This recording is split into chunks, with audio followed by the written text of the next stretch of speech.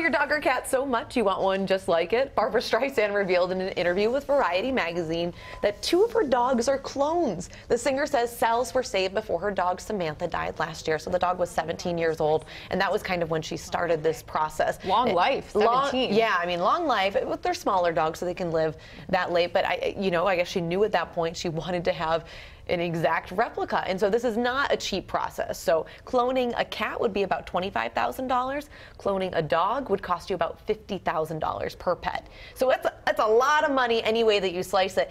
But money aside, Allie, I personally have trouble getting past the part of what if it's not exactly the same. Yeah, I think we talked about this, and I think it's really weird. Like, we had a dog growing up named Jack. It wasn't our dog, it was my uncle's dog. We loved the dog. It'd come over on the weekends. We dog sit for him, and then I'm thinking about, well, what if you did clone it and it didn't turn out the same way as the same Jack you had before? Yeah. I think that when you're cloning a dog, you're cloning it because you expect it to be the same dog. I think so too, and I think that you kind of have that hope in your heart that, okay, well, this is going to fill that void of that dog passing. And I'd be curious if Barbra talked about that, if that did fill that void, because I don't know that it would. I think the personality plays such a role in the dog. Yes, completely. I'm not sure that's what it's about. Is that? I don't think so. I think that people love their pets so much. People treat their pets like family. Like children. And if you're Barbra Streisand and you've had this dog for 17 years and you know that time is almost up, you want to try to have that dog live on in whatever way you can.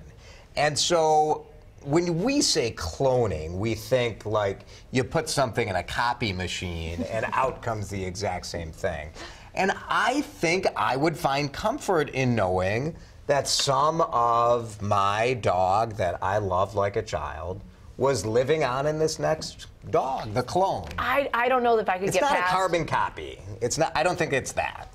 I think it'd be too weird. Because I had dogs growing up too, and I loved them, and I think it would be the same thing that Allie was saying. Like, the disappointment would be too difficult for me to deal with. What if you took the cost out? If it didn't cost, if the money wasn't a factor, I still wouldn't do it. Would you go get a brand new dog? Disappointment. But if you have the right mindset about it, where you're not trying to get the same dog again, you're not trying to recapture that. But then you could just get the same breed, right? And take the cost out of it. That's what I would think about it. Just get, see if the breeder has another dog, so you can have part of the family. Yeah.